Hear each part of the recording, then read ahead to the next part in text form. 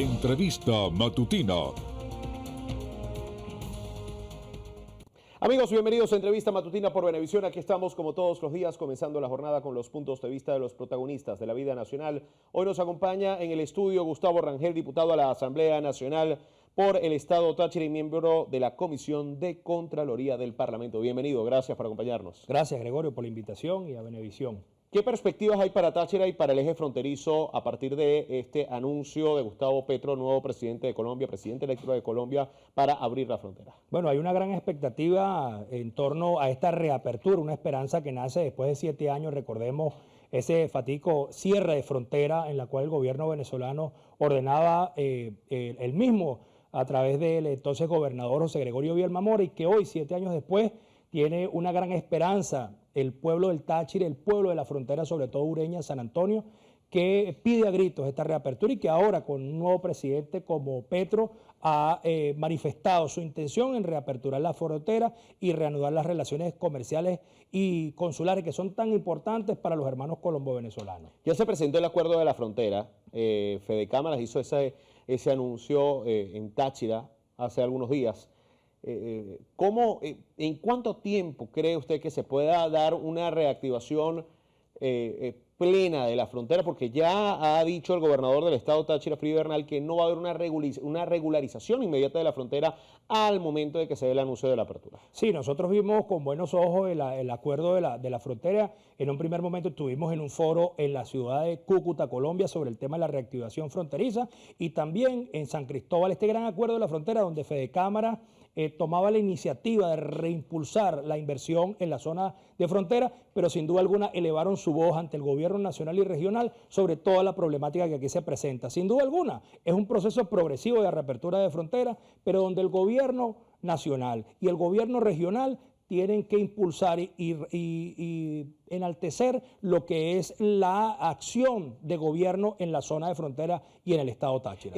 Precisamente algo clave de reactivar la frontera tiene que ver con la infraestructura vial para el desplazamiento de mercancía entre el norte de Santander y Táchira. ¿En qué punto se encuentra la infraestructura vial de la entidad? Bueno, recordemos que Colombia siempre ha adelantado estos trabajos para la reapertura de frontera. En este sentido está bastante adelantado sobre el tema de los servicios, las vías de comunicación. Pero el Táchira, obviamente, por su posición geográfica, ha sufrido los embates de la lluvia y también la no inversión por parte del gobierno nacional en la zona de frontera. Nosotros, en este sentido, tenemos que impulsar la frontera y estas vías de comunicación están en total deterioro, que para reimpulsarla tiene que haber una gran inversión.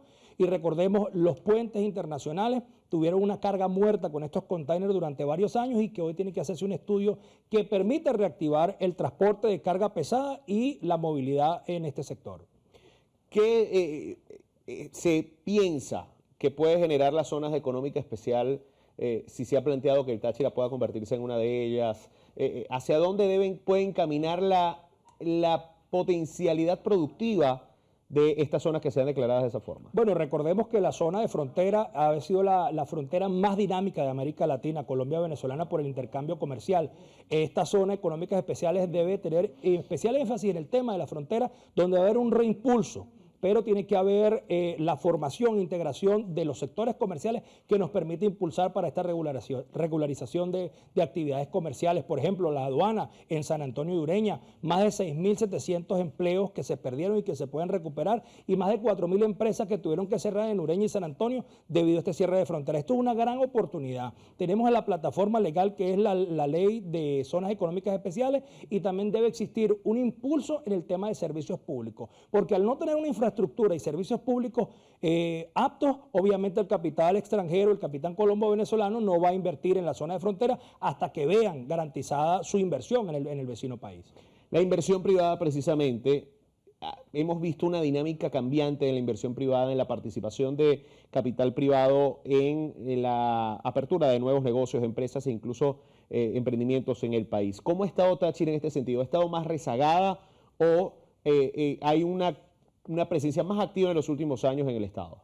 No, sin duda alguna ha habido una presencia activa en el estado Táchira, pero el grave problema de estos, de quienes emprenden y la grave limitante es el tema del financiamiento por parte del Estado venezolano. Si el gobierno nacional, y aprovecho la oportunidad, si nos está viendo el presidente Nicolás Maduro y los ministros respectivos al tema, debe haber una gran inversión y un crédito para cada uno de estos emprendedores que puedan impulsar sus negocios en la zona de frontera. Sin duda alguna hoy las trochas que están funcionando generan una activación paralela de lo que es el fisco. Dinero que no está entrándole ni a Colombia ni a Venezuela, sino que se va por estos caminos verdes. Y esa es la grave problemática y que los empresarios y los productores que quieren impulsar esto deben tener financiamiento por parte de los organismos nacionales e incluso internacionales. ¿Qué va a pasar con la migración en la frontera a partir de esta reactivación? ¿Hacia dónde vamos a ver el mayor flujo migratorio desde su punto de vista? Bueno, nosotros hemos visto la migración que se ha presentado por parte de Venezuela y la grave situación, y luego en pandemia, donde tuvieron que ocuparse las escuelas como PASI o especies de territorios donde estaban ocupados para el tema de la transición de la pandemia y que hoy están en total deterioro. Esta migración, que siempre es activa en la zona de frontera, tiene que ser abordada por ambos gobiernos, porque vamos a ver, obviamente, mucha gente que va a regresar al país, que va a querer invertir en Venezuela, y mucha gente que va a tener una esperanza en este sector y que es importante en el estado Táchira, por ser una ciudad dormitorio, que pueda generar abordar el problema de la migración tan importante en la zona. ¿Cuál es la situación actual ya, pensando más allá de la zona de frontera y hablando del estado actual del estado Táchira en cuanto a servicios públicos? Bueno, mire, los servicios públicos son uno de los principales elementos en todo el país. Nosotros hemos visto cómo el Táchira a veces pasa 8 y 10 horas sin servicios de energía eléctrica. Hemos visto cómo el tema de la vialidad sigue afectado, el tema de las comunicaciones. Hoy CanTV no ha podido levantar la plataforma de restablecer en un 100% lo que son las comunicaciones en el estado Táchira. Sitios donde no hay señal de CanTV, donde no hay señal de ningún tipo de internet, y más entre Ureña y San Antonio debe existir un restablecimiento del tema de comunicaciones. Se lo hemos hecho saber al gobernador del estado y tengo entendido que recientemente ha generado una propuesta en este sentido. Hay un convenio de CAF y de la ONU para abordar el tema de los servicios públicos en Táchira.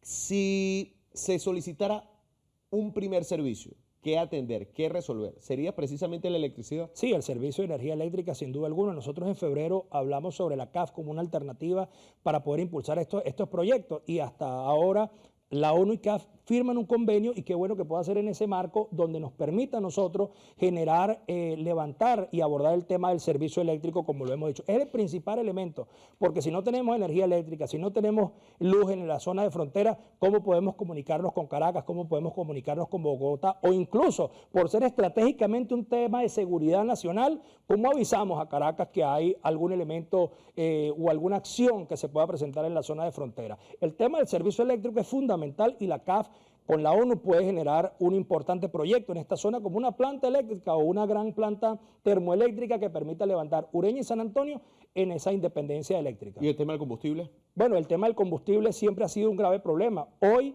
podemos decir que de alguna manera se ha estabilizado el tema del combustible en la zona de frontera, pero nuestros productores que padecen el tema del diésel siguen teniendo una grave problemática, Gregorio, que no tienen cómo suministrar a sus tractores, a sus cosechas y poder trasladar esas hortalizas, porque el 60% de lo que consume por la zona oriental y central la produce el estado Táchira. Pensando ya en el tema político, pasando del terreno ya estrictamente del estado Táchira al terreno político.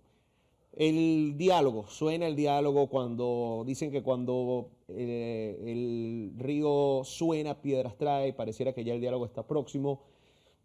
¿Qué esperar del diálogo entre oposición y gobierno? ¿Debe haber antes un diálogo oposición-oposición antes de sentarse con el gobierno, o debe ir primero el G4 y la plataforma unitaria a sentarse con el gobierno? Bueno, sin duda alguna tiene que haber un diálogo interno dentro de la oposición, un reconocimiento de unos con los otros para poderse sentar en un diálogo nacional, un gran diálogo nacional que tiene que ser nacionalizado. Yo creo que el diálogo tiene que hacerse dentro de Venezuela y no en otros países. Sin embargo, uno ve con buenos ojos la intervención de terceros y países que quieren que se reimpulse el diálogo en Venezuela. Pero más allá de un diálogo, el diálogo tiene que ir con una agenda clara, Gregorio, y con puntos de vista donde hayan soluciones para los ciudadanos. La gente está expectativa. Cuando se sientan gobierno y oposición, esperan que existan propuestas y existan soluciones a los problemas de los venezolanos. No soluciones a los problemas políticos solamente, o de una participación política, o de la regularización de los partidos políticos en Venezuela, o financiamiento de partidos políticos en Venezuela, sino solución a los problemas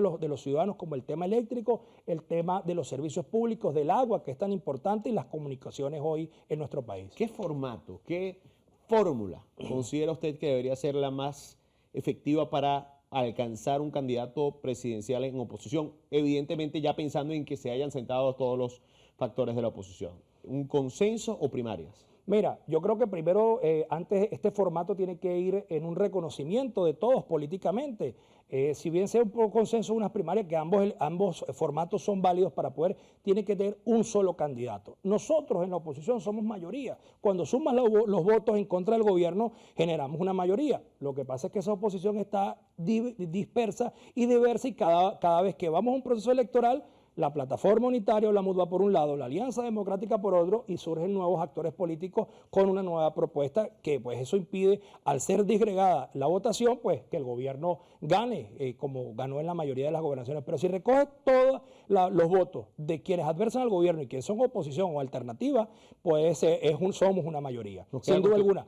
¿Cuál es el formato? Bueno, llegar a un acuerdo, un reconocimiento, que se hagan unas grandes primarias y que podamos nosotros elegir un solo candidato. En Colombia tuvieron recientemente una consulta en los 3 sectores. Bueno, ¿por qué la plataforma unitaria no saca un candidato, la Alianza Democrática otro, y los sectores no alineados o partidos no alineados otro, y sean 3 candidatos que se midan en un proceso primario para elegir un solo hombre o una mujer que enfrente al gobierno nacional 2024? Un solo hombre o una sola mujer. 3 rasgos, rápidamente, muy brevemente, porque ya estamos despidiendo. 3 rasgos que deban definir, que deban caracterizar a esa persona. Bueno, primero, diálogo y perdón.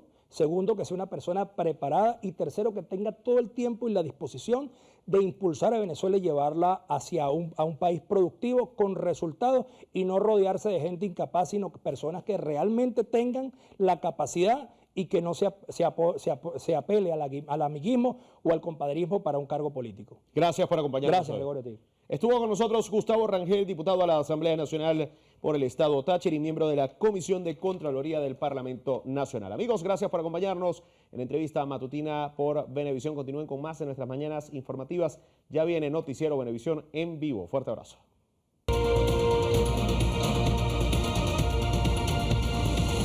Entrevista matutina